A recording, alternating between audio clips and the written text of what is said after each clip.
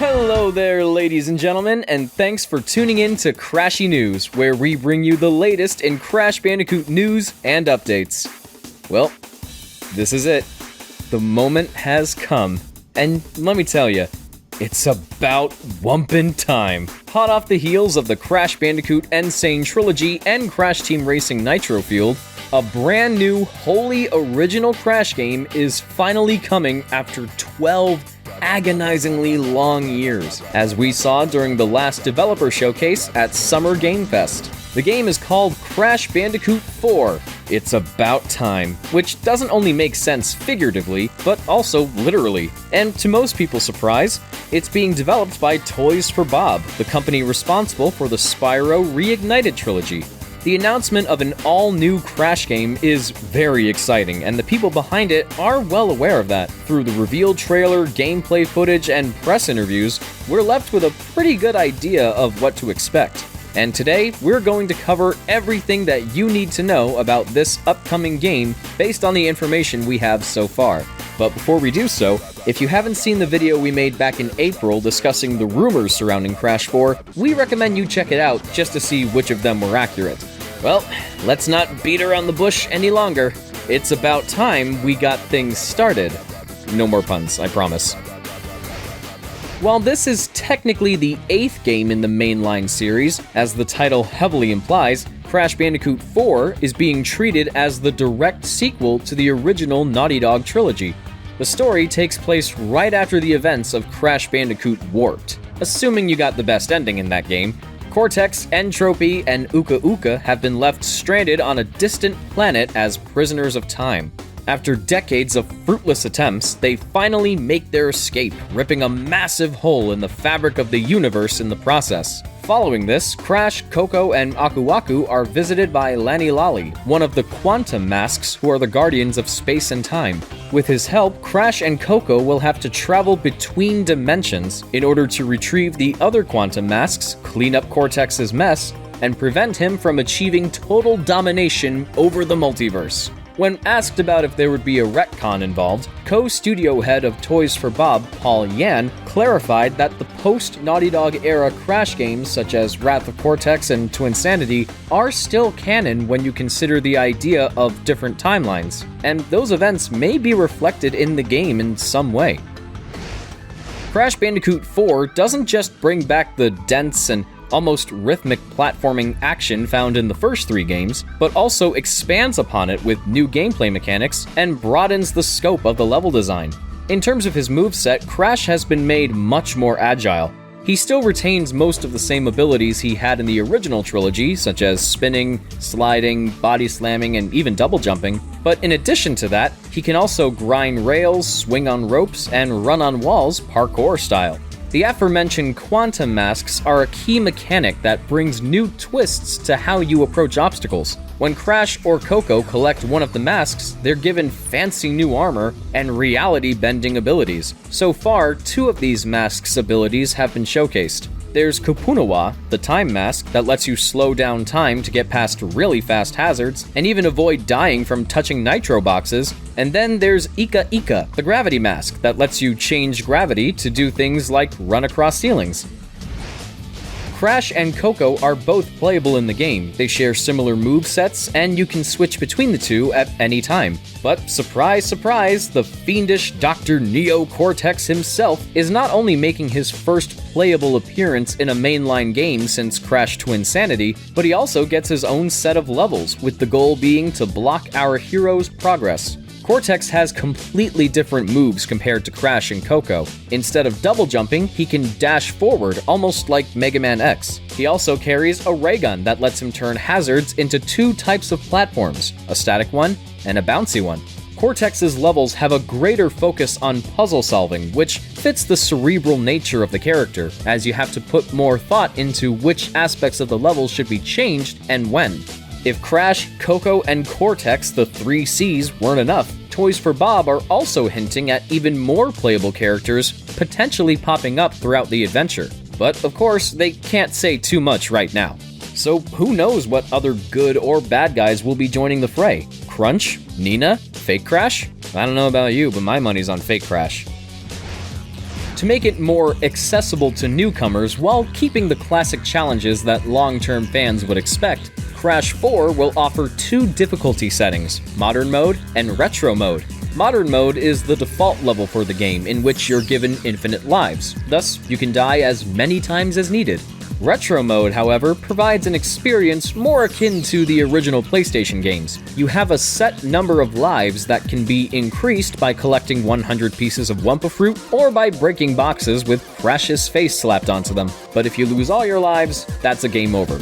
As an added compromise, in both modes, the game will log how many times you die in a level, and there are certain clear gem rewards that you'll only be able to get by finishing a level in 4 deaths or less. Think of it as the more forgiving version of the perfect run condition in the original Crash Bandicoot. Ugh, just thinking about it makes me feel queasy. Also, no matter which difficulty you pick, the amount of Wumpa Fruits to collect in each level is fixed, and they can even be used as in-game currency. Of course, what would a new game be without new worlds to discover? Both the trailer and the preview footage showcased a variety of settings that the levels are based on, some more familiar and others entirely new.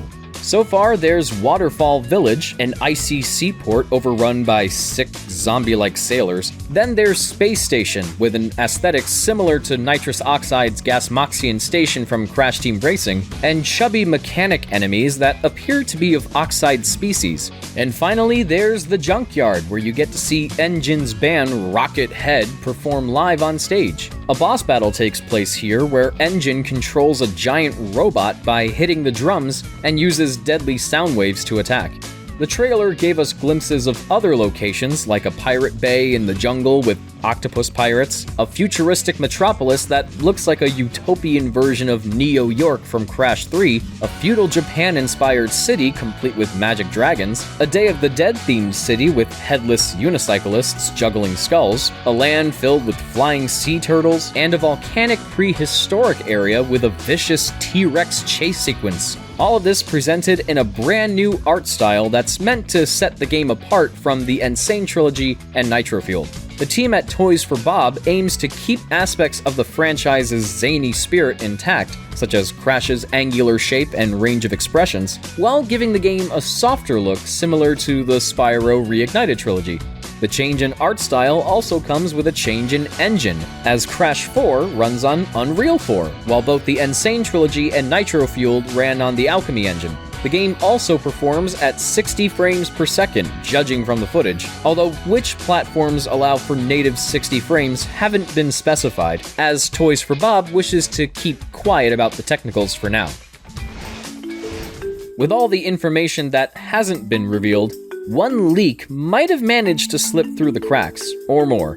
A piece of concept art was found on the game's official website and just as quickly taken down, most likely because it was made during an earlier stage in development. One of the 4 Quantum masks, Lani Lali, had a completely different design from his final one seen on the box art, being horizontally two-faced instead of the more neurotic Aztec-inspired look. Then there's Tana with her new punk design from the leaked Numbskull merchandise revealed 2 weeks before the game's announcement, swinging from a pirate ship while confronting a white shark, indicating she might make an appearance in the Pirates Bay levels. Dingodile can also be spotted using his flamethrower to fly. His presence could indicate that he'll appear as a potential boss character in the game at some point. Finally, there's this figure that somewhat resembles Entropy, but not quite. With its more feminine features, it's either a female version of Tropy from an alternate dimension, or simply a different character from the same race.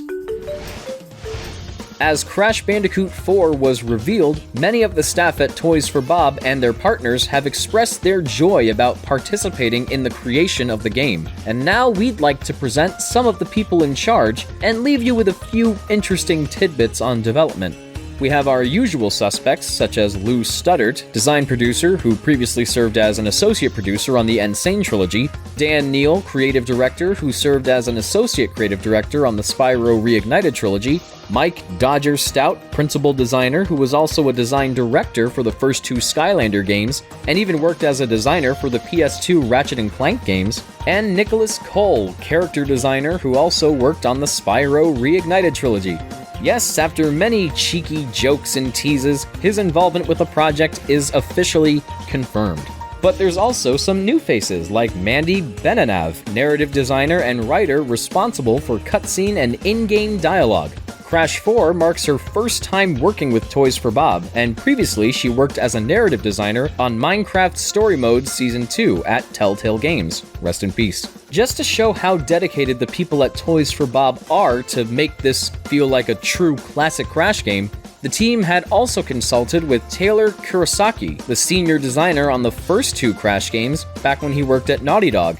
He's currently working at Infinity Ward as a narrative director for recent Call of Duty games such as Infinite Warfare and the 2019 Modern Warfare reboot.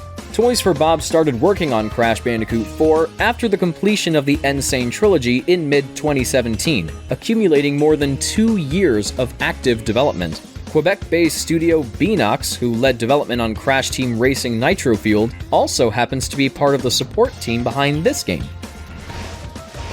Crash Bandicoot 4, It's About Time, will be available on October 2nd, 2020 for PlayStation 4 and Xbox One at the suggested retail price of $59.99. There's currently no plans for ports on the PlayStation 5, Xbox Series X, or even the Nintendo Switch, although the packaging for the Xbox One version mentions that it'll be playable on the Series X through backwards compatibility. When asked by a reporter for PC Games N about releasing the game on other platforms, including PC, an Activision representative has stated that they are still evaluating additional platforms for a future date and told us to stay tuned for more information. Pre-ordering the game digitally on the PlayStation Store or the Xbox Live Store will unlock you the totally tubular skins for free. This indicates that there will be a plethora of other cosmetic skins unlockable in the game itself by just playing normally, hopefully in a similar manner to Super Mario Odyssey. The Xbox Live Store listing indicates that the game will include in-game purchases, most likely referring to the use of Wumpa Fruit as currency. The listing on the PlayStation Store also implies that the game would feature offline multiplayer for up to 4 people. 2-player co-op with Crash and Coco doesn't sound too far-fetched if this screenshot with both characters together is anything to go by. But the idea of multiplayer with up to 4 people is rather intriguing. It also mentions online leaderboards, likely for time trials like with the Insane trilogy. And that's all we have for today. We hope you liked the story, and if you did, be sure to leave a like, share the video, and subscribe to this channel and ring the notification bell to keep up with future updates. For more regular coverage, also check the Crashy News website and follow us on social media, links in the description below. Also, let us know in the comments how you feel about Crash Bandicoot 4. Are you excited for it? And if you are, what are some things that you hope the game will have? Go down to that shout box down there and let us know. This is Crashy News, leaving you with the quote of the day. How many times have you beaten this clown anyway? Really? Only 3? Funny. Seemed like more.